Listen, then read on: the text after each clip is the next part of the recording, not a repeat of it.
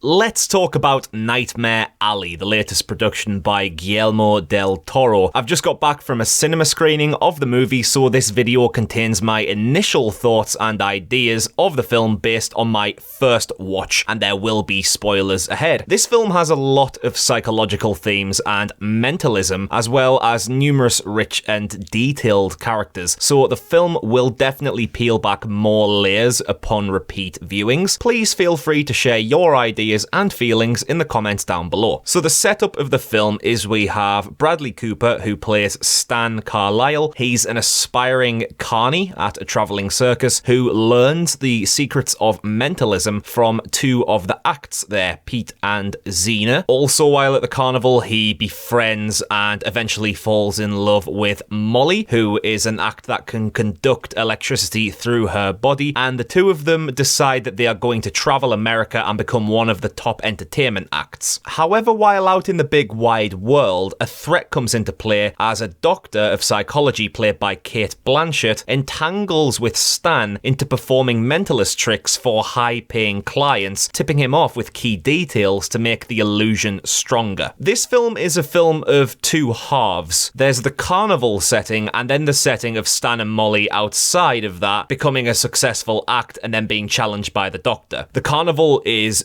gorgeous. I think that a thing that Del Toro does amazingly with in general is set design, and here the carnival setting is just perfect for one of his movies. It's got such a rich colour palette to it. You've got a beautiful use of vintage light, as well as a lot of dark reds and sort of musty yellows. It's just got a beautiful effect to it that really does lure you in, and Del Toro is a massive horror fan, so there's probably a lot of inspiration to him from stuff like Freaks and Carnival of Souls. So while Stan is working at this travelling carnival run by Willem Dafoe, he gradually integrates himself into working for other acts there while learning to create his own act, and he therefore seeks knowledge and teachings from Pete, a mentalist, for how to read people. Stan also has a dark past relating to his father. The first scene of the film has Stan dragging a dead body into a hole in the floorboards of his house, which he then sets alight and leaves. We see recurring flashbacks to this scene in dream sequences, and each time we learn a little bit more about what it means. A key scene in the early sequences is when Pete reads Stan, and Pete mentions Stan's father, and this makes Stan physically uncomfortable, but at the time he's mentioned and the conversation shifts, Stan lights a match to light his cigarette, and it's that striking of the match producing the flame effect in his face as well as on screen that links directly to the flames that he used to get rid of his father's body. So there's a really nice visual link there. This whole backstory is a darkness that Stan carries with him throughout the film, and it is a recurring theme that's brought up by many characters and used to weaponize it against Stan. And what I love what Del Toro's done to reflect that visually is his choice of lighting. It's a very dark film, even though it's got gorgeous lighting with the vintage lighting. Most characters in this film have several scenes where a portion of their face is shrouded in shadow, and the main character for that is Stan. There are many pivotal moments in the film where half of his face is dark and the other half is light. It's showing off a duality to the nature of him as a person, but he's always carrying the darkness of his past alongside him. And that's further signified with Stan being the main character to possess this, as there are many characters in the film who also have that similar shadow on the face effect. With Stan, he also wears a hat at many points throughout the film, which not only adds additional shade to his face, but can also be symbolically seen as him covering up his thoughts or covering up his memories by repressing the memories of the bad things he's done in the past with his father, which we eventually learn about. This is such a great thing that Del Toro uses, and he's a master of utilizing visual storytelling to reflect characterization. I think that's his greatest strength as a director, him being a visionary. One of my favorite examples of that in the film is that in the first half of the film, Stan falls in love with Molly despite having a fling with Xena, played by Toni Collette, and they spend several years together working on their act. But then in the second half of the film, Stan starts to become friendly with Cate Blanchett and he begins to drift away from Molly. And I did start to notice while watching the film that Molly became less and less significant as a character. The setup of her and Stan in the first portion of the film were that they were going to be a lot more connected than they actually ended up being. But this works perfectly. At first I thought it was kind of bad writing because I was thinking, where is Molly? Why is she not doing anything now? It felt like she was a needless character. But then upon reflection, it was perfect because it actually fits with how Stan began to drift away from Molly as he became more interested in Cate Blanchett. And a key shot composition for showing that is the scene that immediately takes place after the Doctor and Stan kiss for the first time. Stan is sitting at a dinner table with his back to Molly, so he's already not looking at her or paying attention. He's actually sitting just eating food, so his actions are already preoccupied. And in the background, you have Molly lying on a bed out of focus. So not only is he not looking at her, she's a fair distance away from him and is not clear. She's background noise and a blur, and that really does link well to the characterization of their pairing at this point in the film. It's really masterful cinematography here. And I'd further that point by saying that there's a brilliant use of pathetic fallacy in the Doctor's office. So during several pivotal scenes inside the office, it's snowing outside through the window. Later in the film, we learn Stan caused his father's death by opening a window during a snowstorm and stealing his blanket, which caused him to die from the cold. So this snowstorm is a direct link to a key memory of Stan's, and the entire time he spends in the Doctor's office, a snowstorm is raging behind glass. So it's always there, but it's got a barrier in front of it, keeping it visible, but also protected. And it's much like the mental barrier that Stan has placed on the memory of killing his dad, effectively. Earlier on in the office scenes, the windows have closed curtains in front of them, so it's almost like an extra level of shielding of that memory. But as Stan becomes more vulnerable to the Doctor throughout the film, the curtains become open and we get a better look at the snow as if he's being slowly exposed, leading up to the reveal of what happened with his father. I really love the mentalism theme at play here in general. It's a great concept to explore for a Del Toro movie. Stan and the Doctor are a really good yin and yang match to each other. They're both masters of their fields and play mind games with each other. They're kind of like equals in a sense. They both have traumatized pasts with their parents, and the Doctor is also seen in several shots with the same shaded face as mentioned earlier with Stan. And even at the end of the film, when they have their big falling out and it's gunshot time, when Stan attacks the Doctor, he can't kill her. He begins strangling her, but then he has to go on the run and she survives. But equally, when she shoots Stan, it doesn't kill him, it just blows off a part of his ear. So again, it's a stalemate between the two. They can deal damage to each other, but neither one of them becomes victorious in that. They are effectively equals. I also love the mentalism in terms of being an engaging plot device because I just think it's really interesting. The movie makes it clear that everything, including the other carnival acts, are illusions where skill and deduction are the real powers at play. And the film's interesting not because we have to guess whether or not Stan is a real psychic or not, but rather we know he's not a real psychic, and it's the situations he's placed in where his supposed powers are questioned and he has to defend himself, where the real tension and the drama spawn from. We, the audience, know exactly who Stan is and the fact that he isn't who he says he is, but there's a lot of excitement to be had of him trying to get out of situations of accusations. There's some really good gore in this film, even though it's quite limited, but it's right up there with Pan's Labyrinth in terms of gritty realism. I even felt there was a nod to Pan's Labyrinth in the film where Stan destroys the nose of Ezra Grindle, being quite similar to the nose being smashed in the bottle scene from Pan's Labyrinth. The end of Nightmare Alley has a kind of cyclical twist to it that reminisces an earlier scene. In the carnival part of the movie, Willem Dafoe has a scene where he tells Stan about a trick used to lure in people to become the half-man, half-beast act witnessed at the start of the film. So this guy is presented as a monster who bites a chicken's head off. The trick that Dafoe says is to tell a desperate person in need of work that there's temporary work available for them while giving them opium-spiked alcohol to influence their decision into becoming one of these monstrous freak show acts. Then right at the end of the film, after being betrayed and shot by the doctor, Stan escapes with a damaged ear and flees to the carnival, winding up in this exact situation. He becomes the guy being fed the opium and told there's temporary work, asked if he's fit for the job. So effectively, it's a cycle for him. He winds up becoming the very person he was forewarned long ago by Dafoe not to become or to try and avoid. So overall with this film, it's got such an amazing cast. It's definitely the most impressive cast for a Del Toro movie. We've got Bradley Cooper, Rooney Mara, Cate Blanchett, Willem Dafoe, Toni Collette, Ron Perlman, to name but few. But my personal star of the show, despite being in it for a limited time, was David Strathairn as Pete. He is fantastic. Even though he's in there for such a small amount of scenes, all of the scenes matter, and he's such a well-written character. He's got several lines that really stuck with me, and my personal favourite scene of the movie, screenwriting-wise, where he warns Stan about becoming shut-eyed towards his psychic powers. If you become too engrossed with the skill of being a mentalist, eventually you will learn to lie to people and put blind faith into them effectively, and then that will make you stare into the eyes of God, and he will judge you for what you've done to poor innocent people with lies. And it was a really, really powerful scene. He's also an alcoholic, so that adds an extra element to his character and is eventually what causes his death. He just left a big impact on me, and I really do think he could be up for a Best Supporting Actor Oscar for this particular performance. And if this film does grab any more nominations for the Oscars, they'll probably be in either costume or production design, I would personally say. Overall, Nightmare Alley is my favourite Del Toro movie since Pan's Labyrinth. Del Toro has a knack of transporting you into these historical worlds. Here, it's the late 30s and early 40s in America, right on the peak of the Second World War. The design and the aesthetic of the film are simply beautiful, with really rich colours and lighting that give everything such an ominous yet attractive nature. It's incredibly well acted throughout, with a solid, intriguing plot and a lot of deeper psychological meanings to be explored on subsequent watches. So what do you think of Nightmare Alley? Please tell me in the comments below, and until next time, Ghoul Gang, I've been Connor from Unleash the Ghouls, and I'll see you around for some more content. Thank you very much.